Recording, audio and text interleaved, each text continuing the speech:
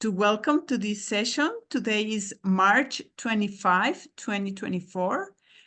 Welcome to session number 3 of Discovering the Essence of Nonviolent Communication, an open-hearted practice group with Jim and Jory Mansky, and I'll turn it to you. Thank you. And I first want to know if anybody had any questions about what she just shared, just to make sure we have clarity. Great. Good. I'm not seeing any questions, or at least anybody brave enough to ask their question. Oh, that says you were very clear. Thank you. Yeah, thank you, Martha. I have one other request for you to consider as Martha builds the small groups. And I forgot to mention this to you, Martha, but if you speak a language other than English and you want to practice in that language in the small groups, you could add that to your name. So if you speak, I don't know, say Japanese or Chinese, and you want to speak in the other language, just put that in the chat. And if there's at least 2 or 3 people, then Martha can add that to your group. Especially if it's your primary language and that's what you're used to communicating with other people. And because when we start to communicate in a different language, it's like we move ourselves away from certain parts of ourselves. So make sure that you get to speak in the language that really goes the deepest into your own knowledge of yourself and trust and things like that. And how are you? I am happy. How are you? Well, if you're happy, then I'm happy. Oh my, that's a lot of burden. Yeah. But it's generally, isn't that your experience that when you're really connected with somebody like a spouse or a kid or a parent, and that their well-being is really linked to yours, right? Mm-hmm. And so when they're well, when she's well, I think I'm more well, and vice versa. So you can create this virtuous loop of wellness that way. So I feel great. And I'm always, this is one of my favorite classes to teach. Today's, the topic is observing. And for those of you who have read maybe the description of the course or have been here the last couple of weeks, we're going through something called the Pathways to Liberation, Matrix of Self-Assessment, which is 28 different skills that help us to integrate the consciousness of nonviolent communication. Mm-hmm. We spent the first 2 weeks exploring the skill of presence, and so curious to know how that's working in your life. And also this week we'll start building on that foundation by laying like a cornerstone for the whole NVC practice, which is the skill called observing. So that's what we're going to work on today. And the way we do this is a practice group. So we're going to give you the opportunity to practice NVC in 3 different ways. One, we're going to do some self-connection. Self-connection is when you're just using the skills and the consciousness of nonviolent communication with yourself. Mm-hmm. You don't need anybody else in the universe to practice NVC. You are enough.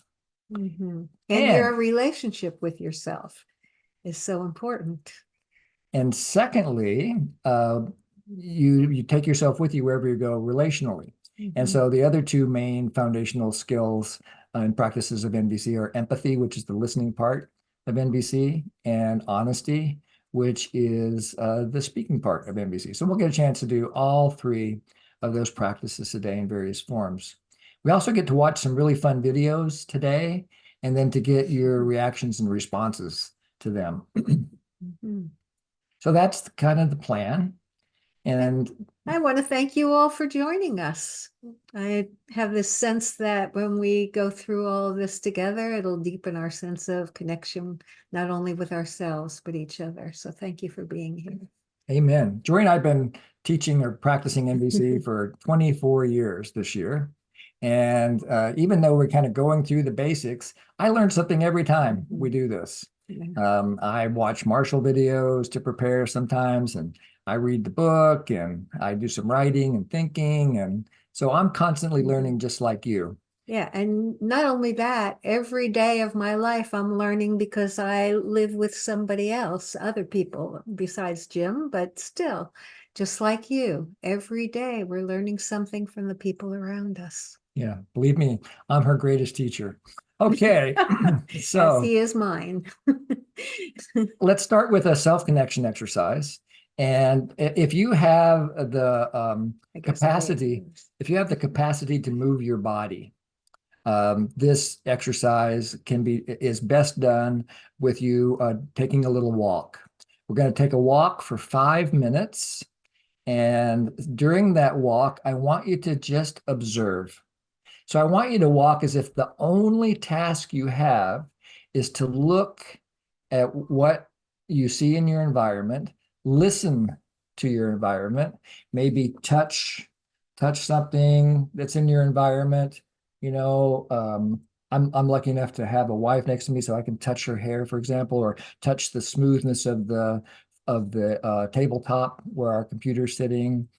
Maybe become aware of aromas or tastes. If there's something delicious that you're eating or drinking, slow down and really become present to what you're observing. So I'm going to set the timer for 5 minutes and encourage you to just take a little walk around your house. We're going to do the same thing and stretch our legs and walk around and see what we can observe. Okay. Any questions about the practice? Okay, I didn't think there were. So now that you're kind of settling back into your spot,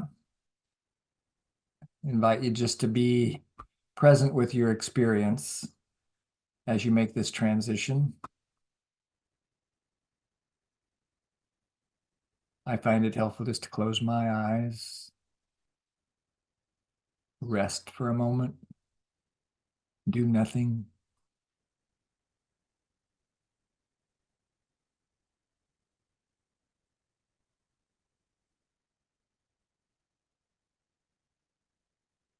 And then if your eyes are closed or open, it doesn't matter. Just listen. Listen to the environment that you're in. Maybe you can hear through our microphone the songs of the birds of our tropical forest.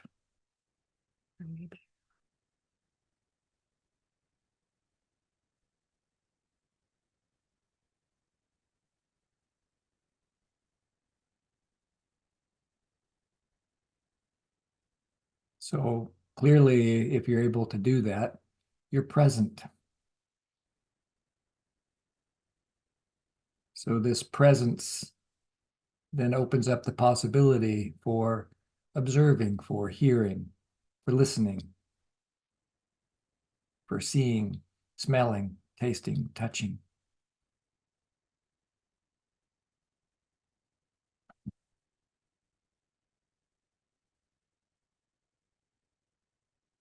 And being a human being, you may also be aware of thoughts.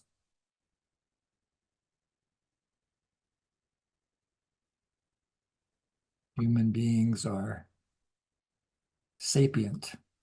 It means that we think.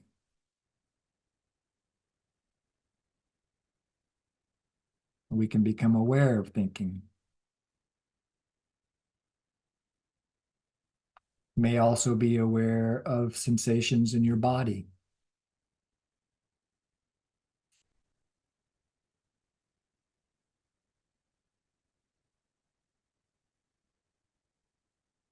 When you become aware of a sensation, you might have an evaluation about it. You might like it or not like it. You might call it pain, or you might call it pleasure, or something else. It's possible to just observe all of that. Likewise with emotion. Emotions rise and fall like waves at the ocean. Each wave unique.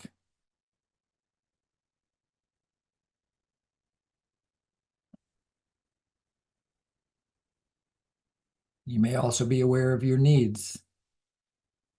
What's important to you right now? Or as Marshall Rosenberg called it, it's a special kind of thinking, to be aware of needs, to be conscious of your own needs. that which motivates you to do whatever you do.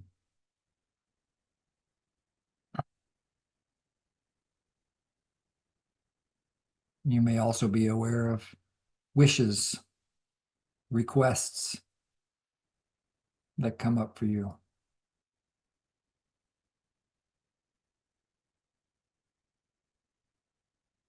If your eyes have been closed, invite you to open them. Look at us. Look at all of us here on the screen.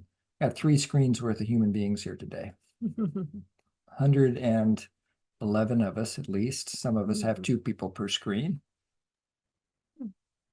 And your screen may be smaller than ours, so maybe not quite as many, but Well, 111. yeah, we've got 111. Yeah. So we're going to go to small groups now for about let's do it for 12 minutes plus 1, Martha, if you're ready. And so what do you do in the small group? This is your chance to connect. And what we encourage you to connect about is to do a round, maybe a real quick round, to say who you are, where you're from, and how you're feeling. So who you are, I'm Your Jim. name.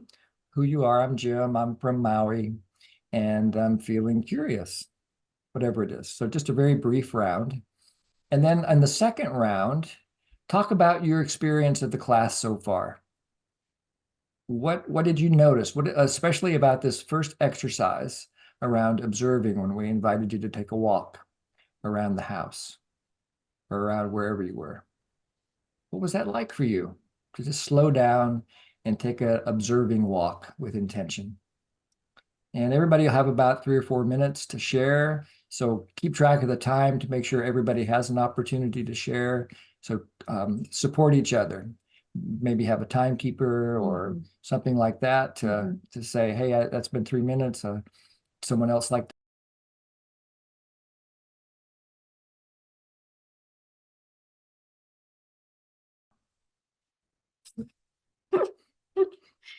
Good time. Yeah. All right. So I wonder what that was like for you.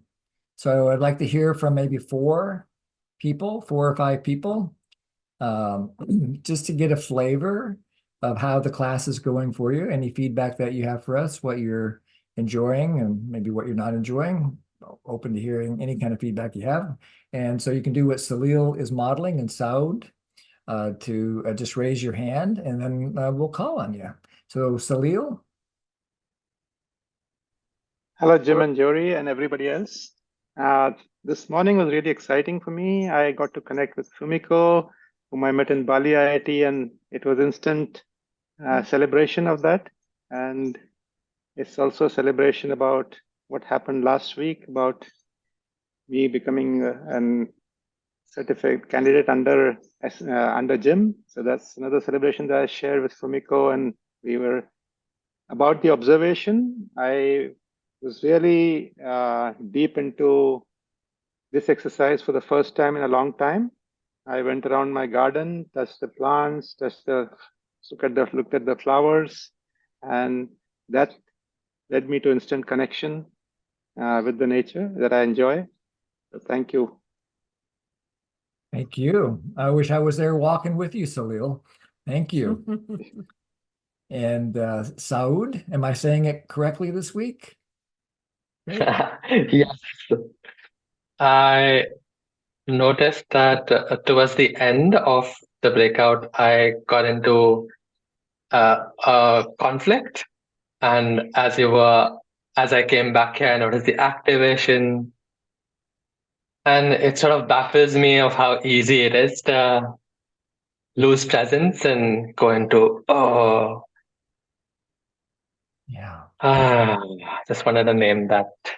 Thank you. Yes, I bet there's about 110 other people here who share that experience of surprise with how we can so easily become reactive, even if it's not what our intention is. Yeah, thank you. And George, is that how we pronounce your name? It's Georg, but hey, you will work too. Okay, hey you, it's your turn. Thank you. Do you wish me to lower my hand? No, not Mar- until you're done speaking. Until I'm done. Martha- Okay, thank Martha will you. take Got care of it. that. Yeah. Wasn't clear at the beginning. Yeah, I really enjoyed how easily we got acquainted, and not in that superficial way that people usually do. Hi, how are you doing?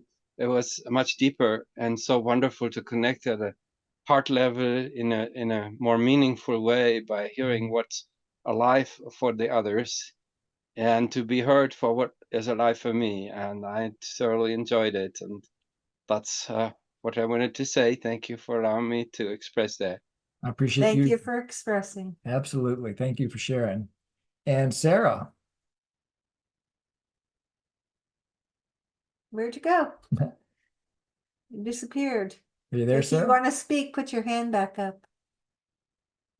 And Uh, we'll Oh, be I'm here. I put my hand down because that's normally what I do, but I'll just put it back up and then I forgot to Perfect. unmute. My apologies. I'm back. Hello. I hope you all can find me in the sea of faces. And it's really, really good to be here. And what I'm noticing is that to be present, I need to be open to the parts of myself that might get angry or agitated, and love on them Mhm. Absolutely. and hold space for those parts of myself. And you know, I already know this in my intellectually, and I've experienced this, but being able to be witnessed by two others, you know, was transformative for me, you know, just in that short time, and settled my nervous system. It was like, co-regulation, because I could speak on behalf of the parts of me that were having a hard time Uh-huh. and feel that I was completely accepted, Uh-huh. right? And that confirmed my own self-acceptance. And I know I need that, and the world needs that. So it just feels really, really good to be in this space. And as I put in the chat, you know, I have certain passions about my friends who are homebound, who are unable to move, who are in bed with long COVID and are suffering. And so, you know, there's so many ways that, you know, my friends or other people, like things that I haven't thought about until like a few years ago, right, are showing me, oh, yeah, what is it like to be you? What is it like to be you in a space and being asked to walk?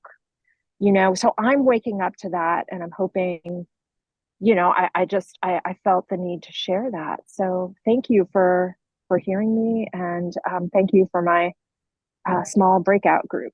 You're very welcome. And can I just catch one important piece that you're bringing awareness to is that I'm just speaking for myself. I think everybody's just like me. And so I tell people, you know, or invite people to do something that would work for me. And I really want to remember more and more that not everybody is like me, that I'm lucky enough to be ambulatory, which is the word that you used in your chat, at this moment. There have been times when I haven't been, but I want to remember. I really want to remember and care for. And that's what I hear from you is you want a remembrance and care for people who might have different abilities or capabilities in any given moment, whether it's due to long COVID or whatever. Did I catch it? Yes. And I very much relate to having assumptions of that people are just like me. I'm human, and so others are human like me. And so therefore, I'm going to be, you know, acting as if having all kinds of assumptions. So thank you. Thank you for your reflection. Welcome. Thank you. Thanks for sharing your honesty. Very meaningful for me. And it's so fun. Jory and I were talking during the break about the difference between looking at a screen with cameras on and looking at a screen with just the pictures. And Zoom does not sort, at least not that I've been able to figure out. I wish Zoom just sorted by whether your camera was on or off and put the folks that want to be have their camera off in one part of the Zoom room and everybody else without. But it's so rich for me to actually do this little observing exercise and just take each of you in as I look at those of you who have your camera on and get a little flavor of what it might be like to be you. So is it okay with you if I move the ones that have their camera on up so that we can see them? If you need to, I mean, I'm okay using my eyes to move it. And- Okay, but yeah. there are some that are. And I'm about to do a little slideshow, so it's Okay. probably not the best time. Okay. They're gonna disappear now. They won't go anywhere, but they'll be disappeared for us. So that seems to Well, clear the board for what we've done so far, and we're gonna open it up to go and start playing some looking at some videos and then having some reflections, both in written form and then a chance to talk about what you're noticing in small groups. So let's mark this transition with doing nothing. This might be the most powerful exercise that we ignored the possibility of. It's just to pause and mark these transitions. So if you want to just close your eyes for just a moment, and like Sarah just said, love yourself just as you are. mhm.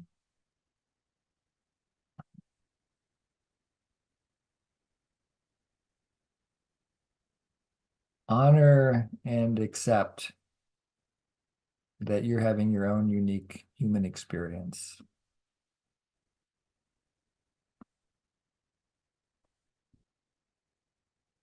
I'm sharing my screen with you now. You can open your eyes if you want to, or you can just sleep through the class. That's also fine. So the class today is on observing. It's the second skill of the Pathways to Liberation Matrix of Self-Assessment. Jory and I, along with Jake Gottwalls and Jack Lehman, wrote this little tool, started about 2007, right after you finished your stint as the executive director for CNBC. Then we actually came to Hawaii, and we're house sitting for our friend Krista. And we had this, we took this project that we just started in New Mexico and brought it with us and started a series of maybe 200 meetings with Jake and Jack. Forever. We worked on it for many years. Yeah, I think it was 3 or 4. I think there's something like 600 sentences in the matrix, and we really lived NVC as we wrote each sentence and figured out where to put punctuation marks and what words to use. And our aim was to describe the skills and consciousness of nonviolent communication in as brief and clear a way as possible. And I'm surprised it seems to have stood the test of time. I don't have very much temptation to edit, even after 15 years. And No, we spent a lot of time editing. I think we Yes. got to the finish line on that one. yeah, so we defined observing as noticing and possibly describing our sensory and mental experiences and distinguishing these experiences from the interpretations we ascribe to them. So this is pointing to something that's important, especially for certification candidates, but for all people who are wanting to integrate nonviolent communication more fully into their lives, is this idea of a key distinction. So key means important, of course. Distinction means what's different. And so the distinction here is between interpretation and observation, or evaluation and observation. And so we'll talk about that today. But we're going to start with the first practice. And it's a silent video that don't expect to hear any sound. It only is going to last about, I think it might be a minute long, maybe 90 seconds long. Just watch it and see what happens. That's the first step.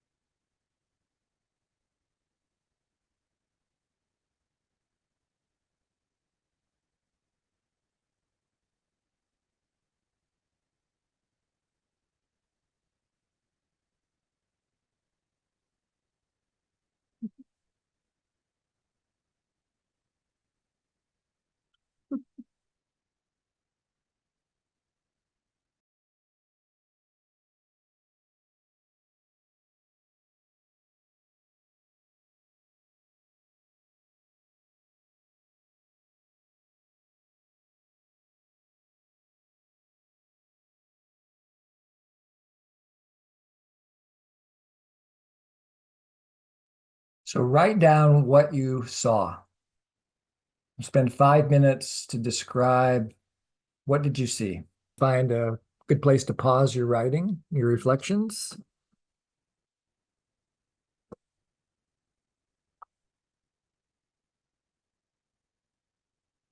And then if you would like to share anything with the large group, I'd love to hear what's alive in you after watching this.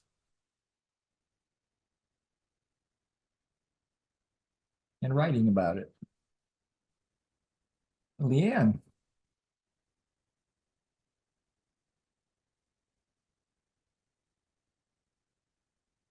Whoops, Leanne, you're still muted. Yeah, it looks like she's trying to unmute. There you go. There you go. Yeah. Thank you for your patience.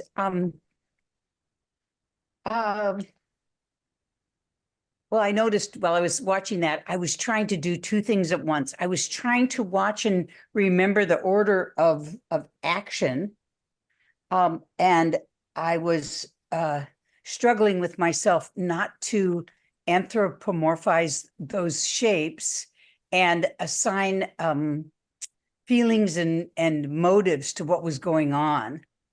Because I could identify them as beings. But what I saw was, the big triangle leaving the enclosure and interacting with the little triangle, and then all kinds of rapid, what looked like physical contacts occurring between them. And so I wrote down what I observed. I don't know if you want me to read all this, but I wrote down what I observed from the perspective of just like a fair witness. Mhm. A fair witness. If you read that book, Yeah. Stranger in a Strange Land, then that will make some sense. I just wrote down what I observed. Great, perfect. Yeah, thank you. Thank you for sharing. And thanks for reminding me of that concept of a fair witness. It's been probably 30 years since I read Stranger in a Strange Land. Makes me want to read it again.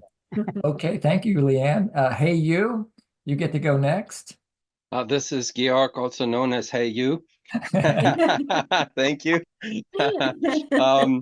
Yeah, I noticed immediately I was attributing meaning. And it reminded me of how Marsh Rosenberg says that meaning is ascriptive.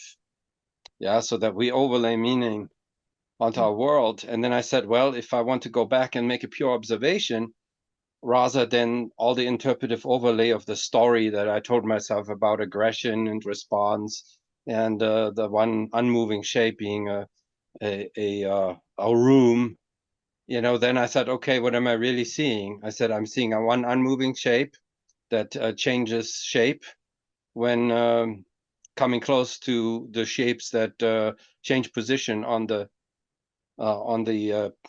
surface, on the white surface. And so that's as close as I got to a pure observation. And I even wonder whether that's pure observation or if that not already has some interpretive overlay. So I thought, oh, how interesting, how difficult it is to be purely in observation mode, how readily I ascribe meaning that may or may not be true in an anthropomorphizing sense. And then the last thing was that I felt overwhelmed trying to track all the changes that took place. Yeah, And then I laughed a little bit. So that was what happened for me. Thank you. Thank you. And I like your description, and I would consider everything you said, by the way, as an observation because of the way you self-attributed. You talked about you and your experience. So you took, the way I would put it is you took responsibility for what you were seeing, and you claimed the responsibility. You didn't say what was happening. You said what you saw. And for me, that is a key part of the distinction about observation. That's important. Umesh? Thank you, very gracious. So while I was watching, I realized observation without evaluation is the highest form of intelligence, and I realized that's very difficult actually. And it's very true. So this is what I started writing.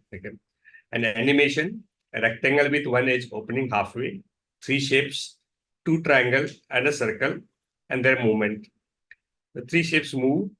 There are various patterns, and it's difficult to describe them without adding a story to it. Okay, that's how far I got without the story. The rectangle breaks into multiple segments in the end. Then I added the story. The big triangle seemed like a bully trying to corner the two smaller shapes, and they were hiding. And then I had another one. Okay, but it could be also be a play, like a chore police, okay, or den game, okay, that kids play. Okay, that could be a room. Okay, so I realized no, it is very difficult, even in a small segment, okay, to describe things, okay, we have to add up our stories. Without that, okay, it doesn't work. At least this is how I have been trained up. Thank So you. that was eye-opening for me. Yeah, great. I'm glad it opened your eyes. Tanya? Thanks, Jim.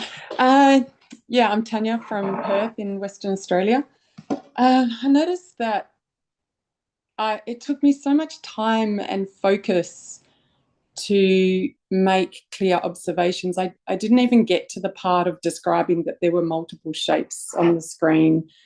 And I noticed this real sense of like a nervousness that I wouldn't be able to get to the end of my describing of an observation, you know. And I was writing things like I saw a white screen with a black line about 0.5 centimetre wide in the shape of what was almost a triangle, apart from part of a line which was angled outwards at the top of my screen on the left-hand vertical line.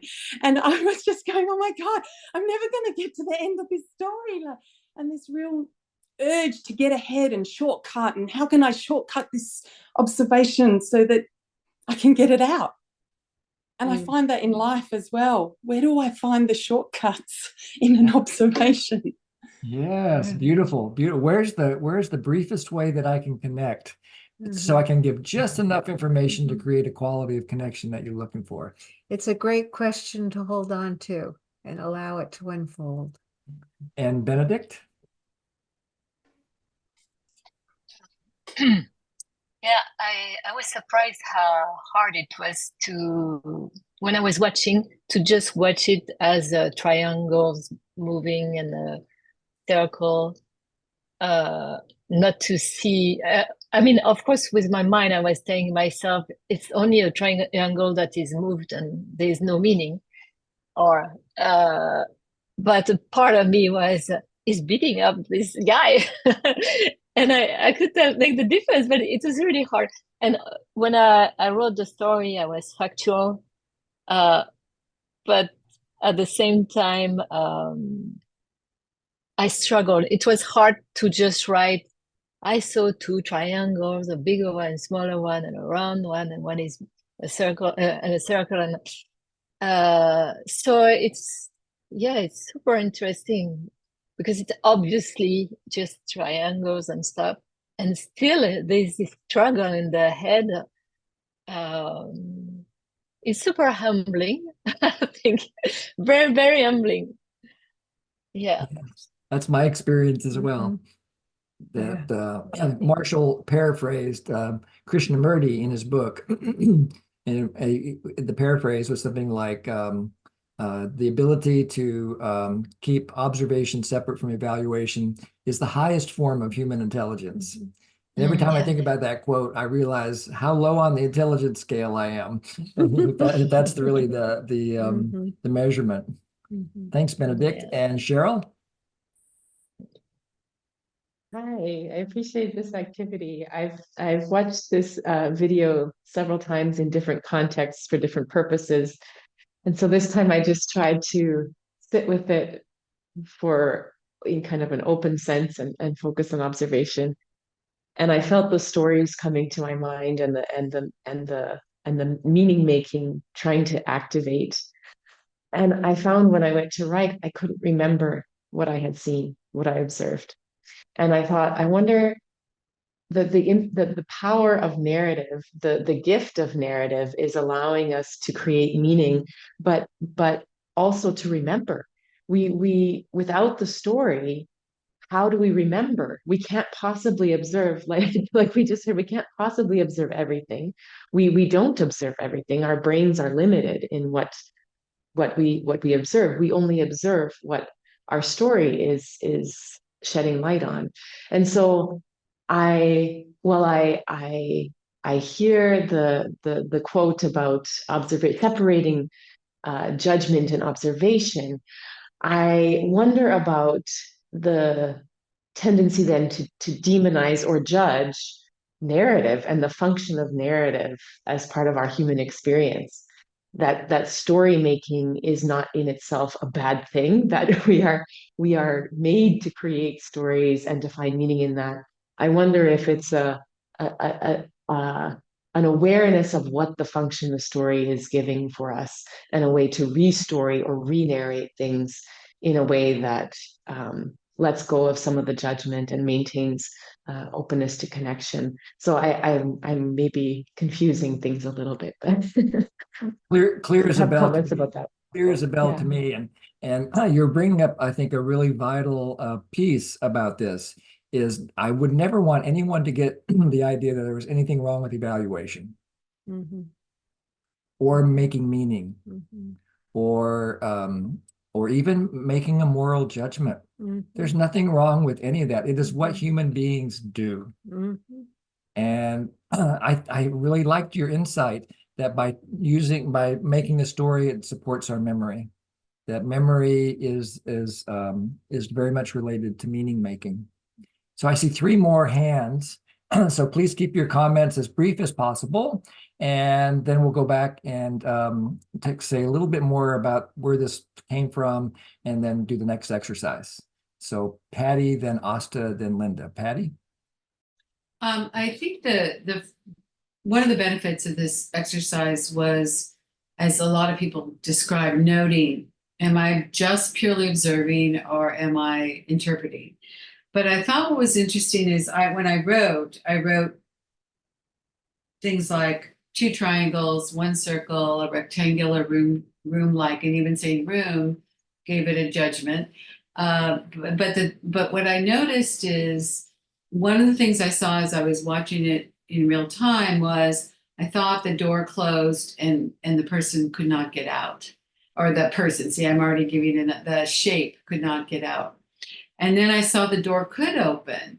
And I thought if I had stopped my observation a second or 2 prior, the reporting I would give someone about that is there's a room, and once you're in it, or there's a space, and once you're in it, you can't get out, because I didn't wait to see the whole scenario. So I thought that was interesting. And I think with I've done work with young children, you might see one bumping into the other. And if you just say, can you guys tell me what's going on? Let's check in. I might think I see you're fighting. You might be playing a special tag game. 2 taps mean something and 1 tap means something else. So anyway, I thought it was interesting, though, that we think we know. I think that's the thing. Often we think we know. Yes. Beautifully expressed. Thank you. Asta, and then Linda. Yeah, so Patty's already described half of what I wanted to, so I'll keep it briefer now. And I also wanted to just add that no matter how much I tried for it to keep it observational, it was still meaning within some context. So here everybody agrees it's a triangle. And so I say it's a triangle or a rectangle. And in some other context where that's not the agreement, it is still me ascribing some meaning to it. And therefore, and for instance, when I was saying, oh, this triangle was hitting the other triangle, and I like the word hit, for instance, is again meaning. And when I say touch or whatever, like there is some degree of meaning making that happens even when I'm trying to describe it as an observation. And then I noticed that what you also shared, Jim, earlier is observation is not so much about there is this universal objectivity to what is happening, and also so much about how I am relating to it, which essentially is, am I owning my own narrative? Am I aware that when I'm saying rectangle, I'm aware that I'm saying rectangle because that's what I have learned about this particular shape, and I have the awareness that this is my narrative that's playing out, and I can choose to come from it, but it's just in that awareness where the relationship with what I'm seeing could be a relationship of an observation. And that's what I took away. And then that sort of gave me a sense of relief. Yeah, Thank you. and that's what I wanted to offer. As you spoke, I was remembering Nora. Those of you who don't know, Jory and I just became grandparents just over 2 months ago to Nora. And if we were to show Nora this video, of course, she wouldn't be able to describe it because she doesn't have language yet. She's only 2 months old, but she would still have an observation. She would still be observing something. We would just never know what it was. But she wouldn't have a word like triangle. She wouldn't have a word that would describe any of those shapes. She certainly couldn't tell a story about one triangle wanting to beat up the other triangle or any of that stuff. So for me, it's really fun to empathize with what it might be like to not have maybe speak English, or maybe to not have ever seen a video. I mean, imagine going into like a primordial rainforest where there are hunter-gatherers and showing them this video. They're going to have a completely different experience than a group on a Zoom call studying NVC together. So I really appreciate how we bring ourselves with us to the observing and to the evaluating. Thanks, Asta. Thank you. And Linda?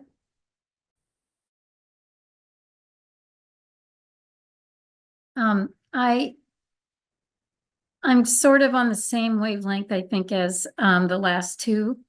That really upset me a lot.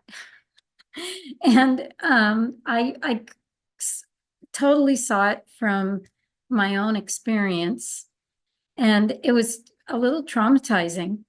And listening to everybody, it was very interesting, and I'm glad I got this to hear what other people had to say, and to hear about having observation, I mean, being able to observe rather than, and that's very difficult, being able to observe instead of evaluate, especially what's happened to you in your background and experience. Thank you for clarifying that and putting words to it, because it's so vastly common. And we're trying to move towards something that wakes us up. Thank you. And also, thank you for being vulnerable. And at least for me, you met my need for vulnerability by sharing how this video touched a stressful place in your past. That all of us, we bring all of our previous life experiences. And there's pretty good evidence that we bring other people's life experiences with us as well, and genetic life experience, and maybe, species life experience, and maybe beyond. We just bring all of this with us. We're not seeing what we see in isolation. We're not seeing an objective world. We're seeing a subjective world. And one of the gifts of NVC for me is to bring ourselves to an awareness that I can have compassion for Linda's experience or Leanne's experience or Asta's experience. I don't have to agree with it. It's not about agreement. Never think that observation is about agreement. Or that they're the right way, or the right thing. It's just what we observe personally. It's a personal experience. So for me, any observation starts with the word I. And then whatever comes after it, it's likely to be an observation. I saw, I heard, I smelled, I taste, I read a study, whatever it was. But then there's this element of self-responsibility. And so, Christina, I see you have your hand up, and I wonder if you can hold it for the next round so that we can keep going, or if you just really... Okay, I see your thumb. I trust that. Thank you. So let me just share a little bit more about... Sorry, Jim and Jerry, just a little request. If you can share a link to the video, because someone couldn't see the video because he, I don't remember, was in a device. Okay, yes, it'll be on the slides, and I will, during the next time you guys are in a breakout, I'll go and find the link. It's a YouTube video, of course, and I will put it into the chat for everybody. But you'll also get it in the slideshow through the classroom. So I became aware of this because I'm a little bit of a TEDaholic at certain times, and I happened to run across a video called The Social Brain on a TEDx video. Huh. And so this is an example of what somebody wrote after they watched the video. And since some people might be just listening to the recording, I'm going to read it. I saw a box like a room that had an opening to it. There was a large triangle chasing around a smaller triangle, and a circle got into the box or the room and hid. And the big triangle chased the little triangle around. Finally, he went in, got inside the box to go after the circle, and the circle was scared of him, but maneuvered its way around and was able to get out of the opening, and they shut it on him. And the little circle and the little triangle were happy that they got that. The big one caught, and they went off on their way, and the big triangle got upset and started breaking the box open. Mm. So isn't it easy to see how other people make evaluations? And then, so this guy, Ralph, he wrote a computer program looking for evaluations. And his program marked at least some of them in red to help us to see how easy it is to mix up observation and evaluation and turn a story into it. Mhm. So some of the evaluative words were chasing, hid, go after, scared, happy, caught, breaking, got upset. Again, there's nothing wrong with evaluating. Mhm. Evaluating is essential to being a human. In fact, NVC is a system of evaluation. We're just evaluating based on human needs rather than on moral judgments. It's so easy to go to a right wrong around what we're talking about right now. And it's really about our direct experience. Yeah. So now let's go to the second practice. Practice number 2. Again, I'm going to play a little video, and the idea is you just watch what happens. This is a test of selective attention. Count how many times the players wearing white pass the basketball.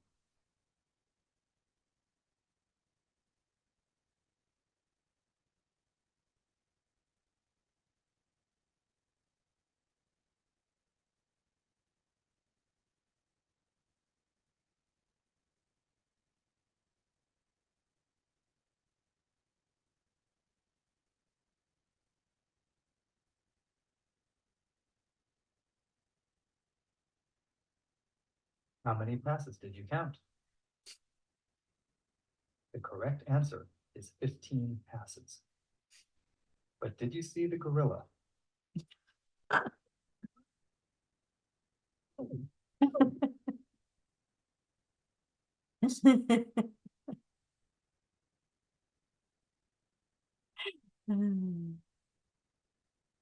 This video is from research by Daniel Simons and Christopher Shabri and is copyrighted. It is available for use in talks, training, and teaching. Yeah, it makes such a difference where we put our attention. So what comes up for you when you watch that video? Maybe you want to take a couple notes to yourself about how you feel right now, especially after watching the whole video, including the explanation. I'll be quiet for just 3 minutes so you can write yourself a quick note.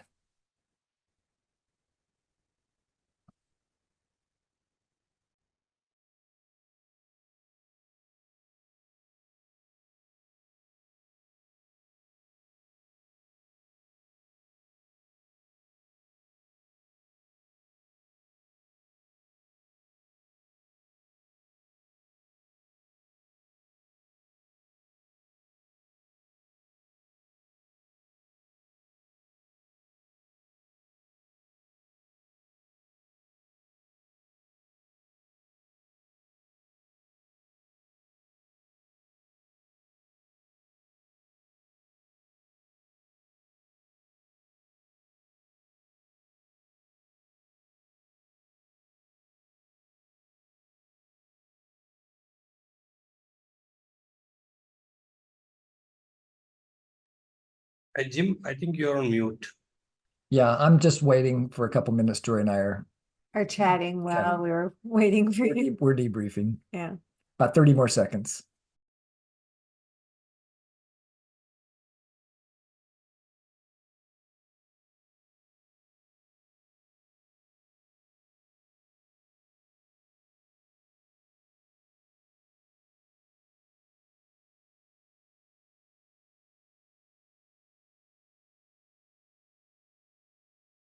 So again, I think it was Christina or Christy, can't remember, had your hand up. Maybe you'd have something you'd like to say about this, what we just saw and experienced. If you do, please raise your hand. I'll make sure. And let's start with Christina and then go to Samya. Christina? Thank you. I imagine, like many folks, that I feel surprised that I 100% did not see the gorilla. That is the test, right? But then secondarily, I only counted 5 passes because I recognized what I was looking for was both a pass and a receive, and I only saw 5 actual passes worth a receive. So again, like my interpretation of what that was supposed to be, and I was like, "What do you mean 15 passes? Those weren't passes. We don't know. Those could be going anywhere." So yeah, there was that. And would it be okay if I gave a little tack onto my observation? So I'm forgetting the name of the woman who's shared her story of such vulnerability right before. But I was also thinking about how we continue to create meaning based off of an initial observation, right? Like we continue to run that racket. So everything's going to fit into an initial story. And what if we had a different initial story? What if the little triangle had stolen something from the big triangle and they were just trying to get it back? Like we don't know the context of it, but yet look where so many of us made the same story occur. So that was my observation. Thank you. Thank you. I appreciate that. Not only that, but there's this phenomenon called priming. So in some studies, they'll do something in the environment or through words that, and they want to see if it has an effect on the observation. So I was listening to something today about it, and they talked about a study where they had a noxious smell in the room where they were doing the test, and how those who were exposed to the noxious smell had a completely different experience than those who weren't exposed to the smell, and how they could perform the task. And so there's so many layers of experience. There's our memory, there's our story, our previous experience, our genetics. There's a lot of things going on that make it that convince me that observation is not objective.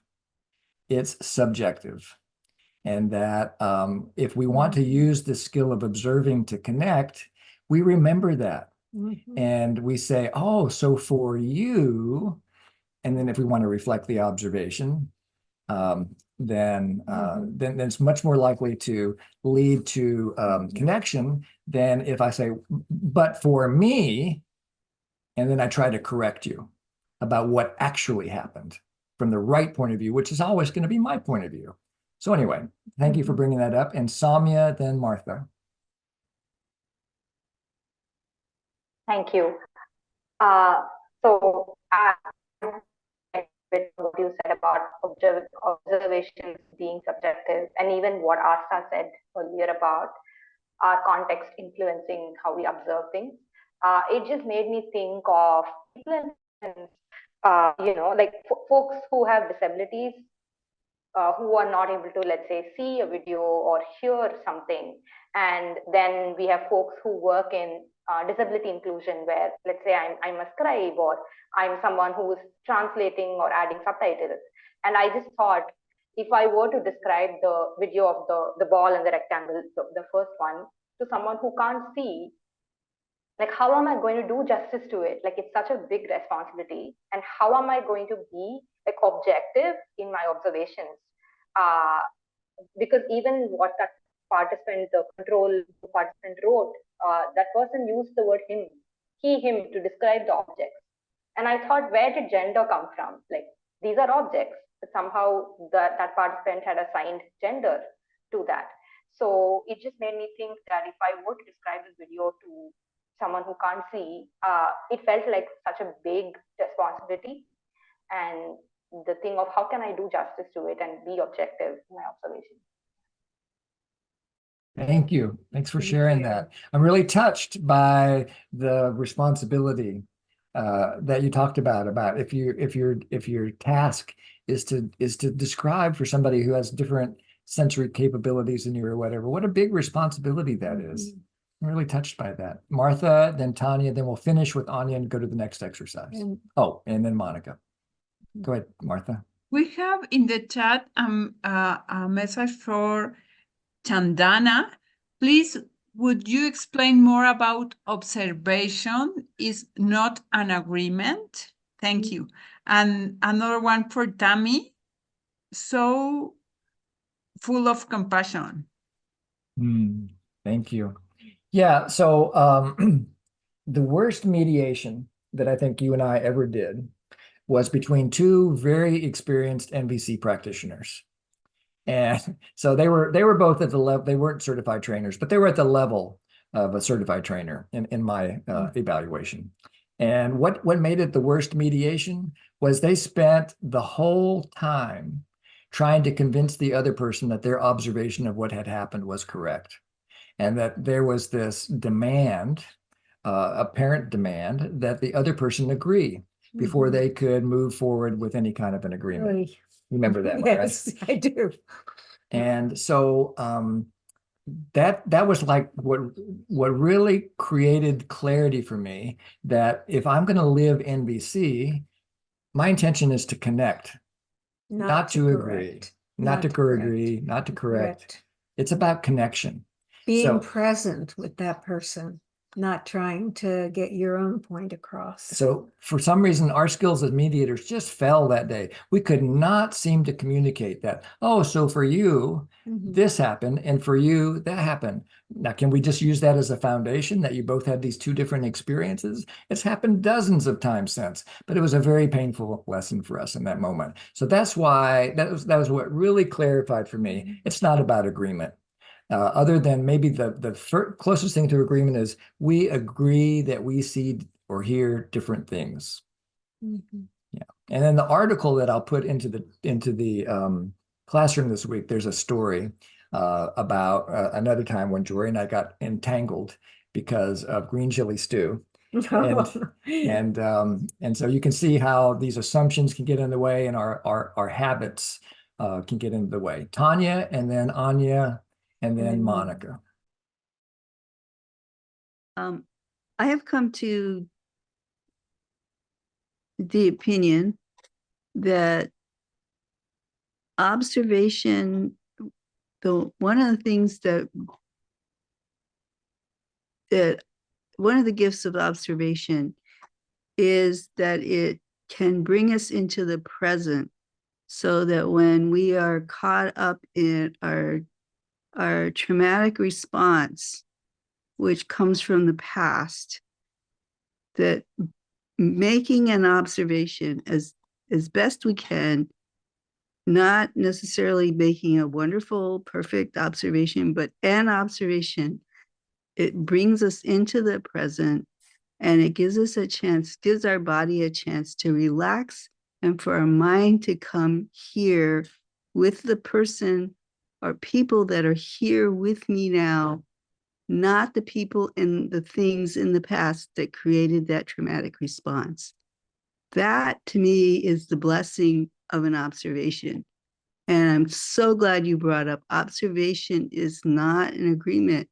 Each of us is the final authority on our own experience, not someone else.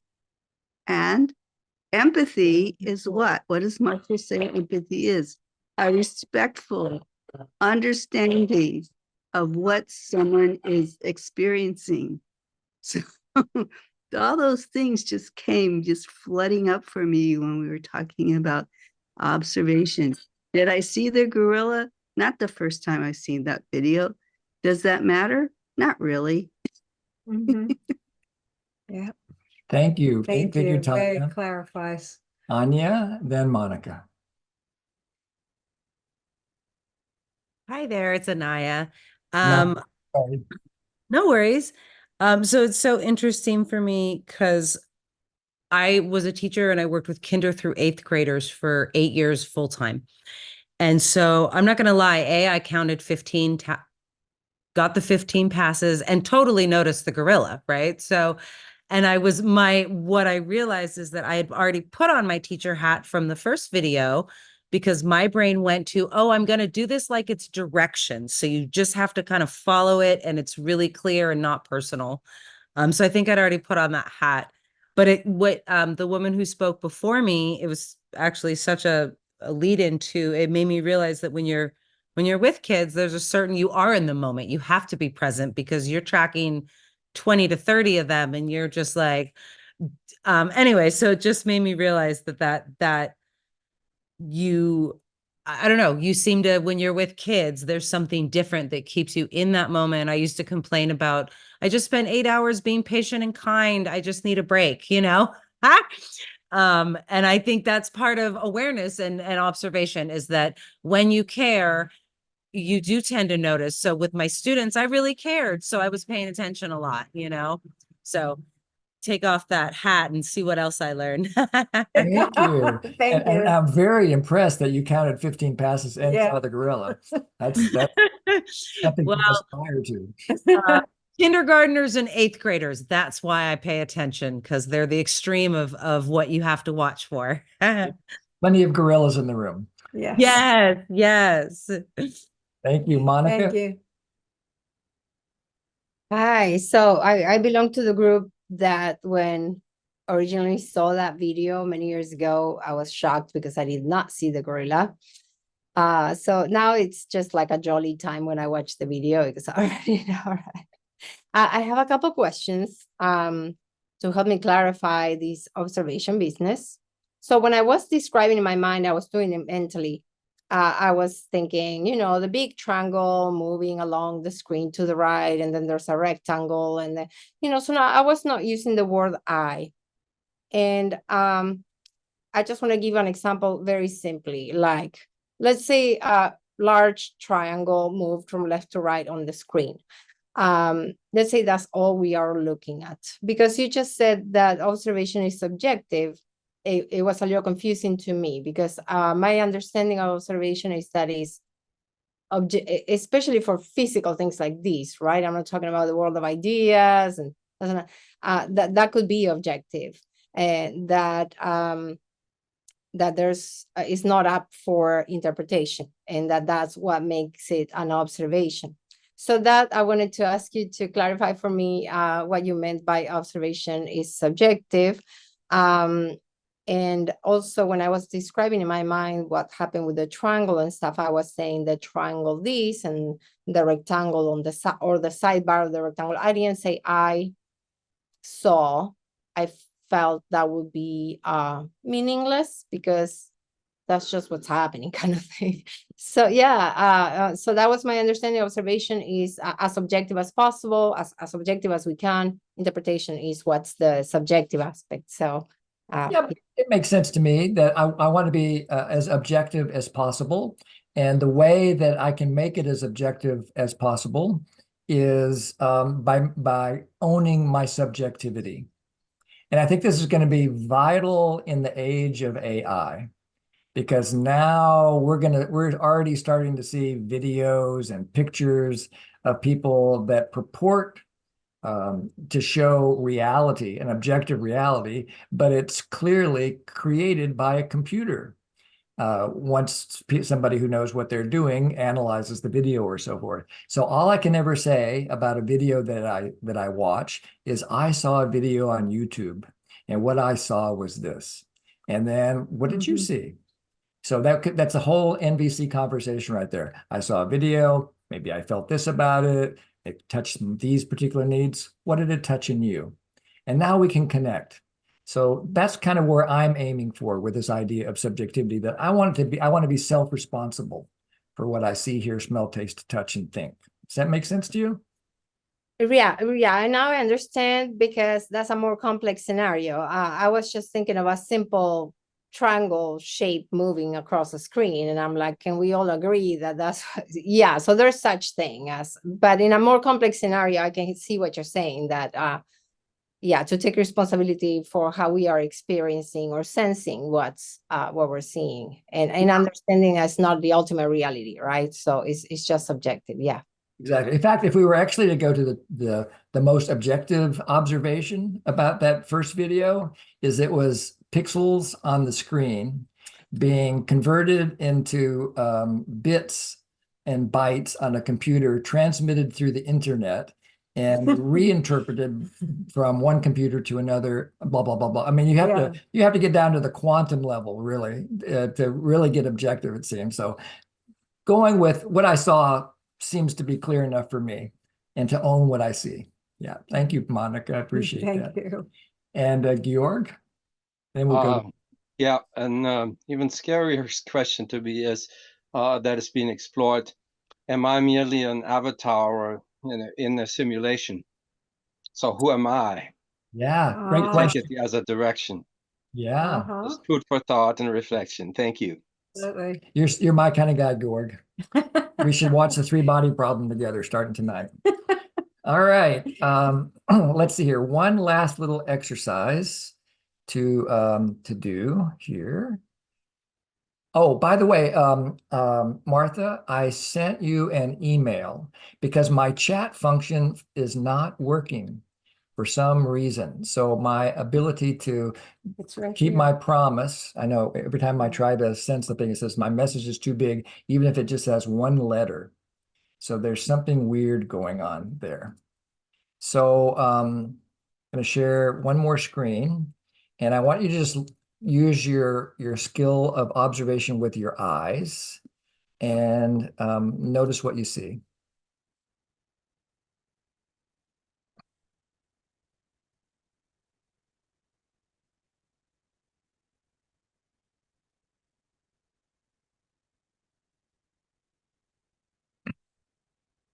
Now I'm going to put the rest of the picture on there.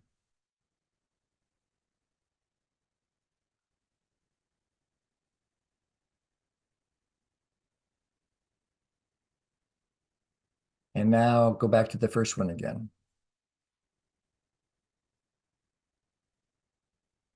So isn't that interesting?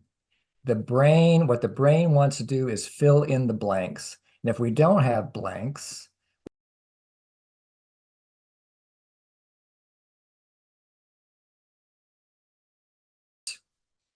everyone else will be back here in about, I don't know, 45 seconds or something like that. 30 seconds, it says. Including Jory. She's actually here, but close by. Here, but munching on an apple, so I see.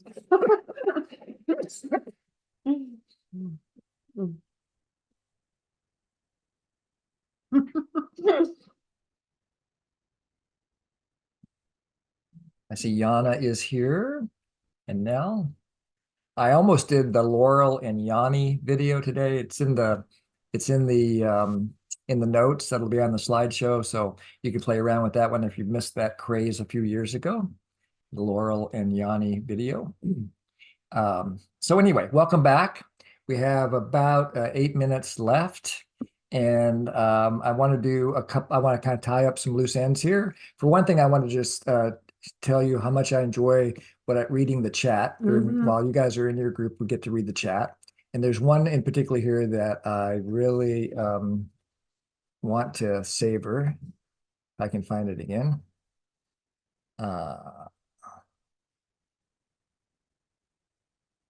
There's so many juicy things here. Well, I'll look for it again in a second. While Or you can summarize it. Yeah. I can't remember it so much right now. Okay. Got too many gorillas in my head. But anyway, let me share a screen with you, and then to kind of sum things up and bring in Marshall's voice as well. Those of you, some of you who have been here from the beginning have heard me urge you to read Marshall's book, Nonviolent Communication, Language of Life. And in the chapter on observation, there's a few bullet points that I pulled out from there that I want to just read for the recording. Why make a big deal about this distinction between observation and observation mixed with evaluation? And then these quotes from Marshall.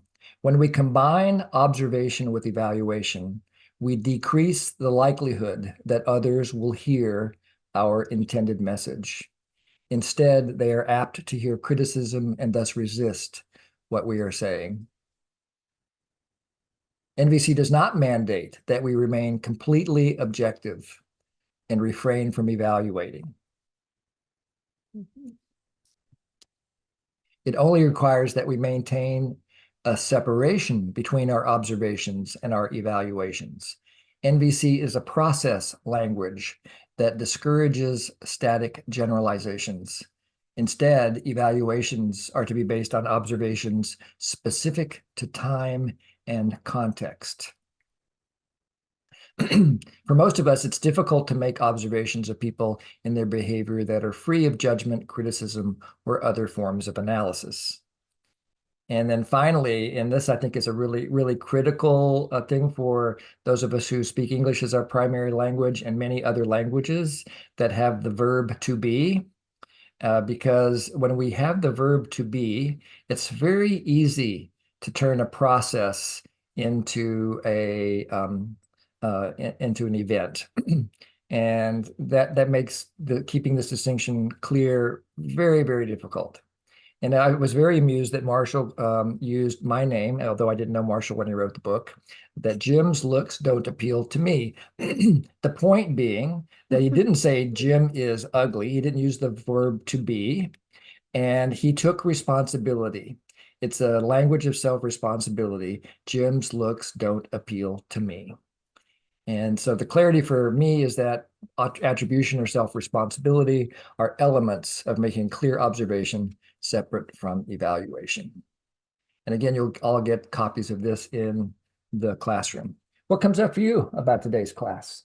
A lot of appreciation for the quality of depth that we touched into and the willingness of people to really explore that depth together. Thank you. Yes. And Martha has put into the chat some of the links from the little videos that we watched today. So if you're curious to look at them again or use them in your own practice, that would be available to you. It'll also be in the notes for in the slideshow. So how am I right now? I just noticed that it's almost an effort to not have a big grin on my face. That if I have too big of a grin, I might not be as clear in my speaking as I would like. I just had so much fun with you sharing these videos and hearing your voice and hanging out with Jory. And this is a wonderful way for us to spend our Monday afternoons. I feel very warm and happy and so grateful for Martha's help. I mean, compared to the last whatever years, however many years it is, 4 years that we did this practice group without help, I just feel so much more energy. Thank you, Martha. I'm going to go mow the grass after the class rather than just go collapse. There's so much, I get to just focus on connection. And so I really appreciate your help, Martha. I wonder how you feel hearing that, Martha, if you're willing just to check in with us, how it is for you to be here. Well, it's very nice to be here.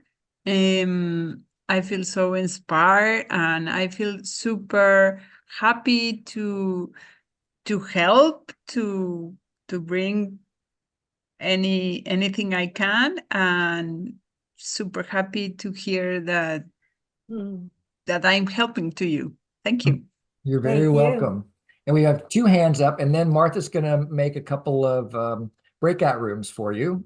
at the end. So we have like a little after party. Martha doesn't stay for that, but if you want to stay, we don't stay either. But if you want to stay for the after party and go hang out, maybe find an empathy buddy or get some empathy for anything that came up for you today, or just talk about, I don't know, quantum physics or something, you can do that. And let's check in with Corey and then Sue. I thoroughly enjoyed this today, and I've been in this class with you for several years now, and I'm always getting more out of it. And also, there's a lot of it is the participation of the people, and welcome to all of you from all over the world. It's so great to meet you. It's so exciting. And I just want to say what particularly struck me today. I don't know that I'd seen the triangle and ball or what circle thing before. I was so struck with how upset I got with that. And it's really helping me better understand a lot of things about myself, how easy it is for all of us to, have an emotional trigger. And then what is happening to children, with the, we want to label it violence, but whatever, this is happening, these similar hitting things that are going on in their cartoons and are so normalized in video games. It's really struck me deeply. So thank you. You're very welcome. Thank you for So sharing. glad to have you here, Corey, in our community. And We just have a minute. so Sue, let's go to Sue next, and then we'll finish. Yeah, I personally want to express my gratitude to Martha because in the first thing I couldn't see the video due to some technical reason, I'm sure because of my phone, but she empathized with me in the chat, and now when I am reflecting, I see I'm going deeper. Before starting another topic, she this is a judgmental word, she interrupted you and she asked, can you send the video link? And I see my this belief system. I'm not that important in front of 100 people. My request is not that important. It's coming up for me, but yeah, so many things like steering is happening, and yeah, actually a lot of things to process. Deep gratitude to both of you. Martha, I love you, and thank you so much. Thank you. Thanks for being here, Sue. And thanks to all of you for hanging in here for a couple hours and playing with us. And next week, we will continue our exploration with the Matrix. So make sure you bring your heart with you. Don't leave it behind. Because we'll be focusing on feelings next week, and getting clear on how NVC, how we can experience and express feelings in nonviolent communication. In the meantime, please take advantage of the classroom and connect with each other and ask questions and whatever will contribute to your well-being. Yeah, and thank you all for coming and being with us and supporting the world we want to create. So thank you so much. Aloha, everybody.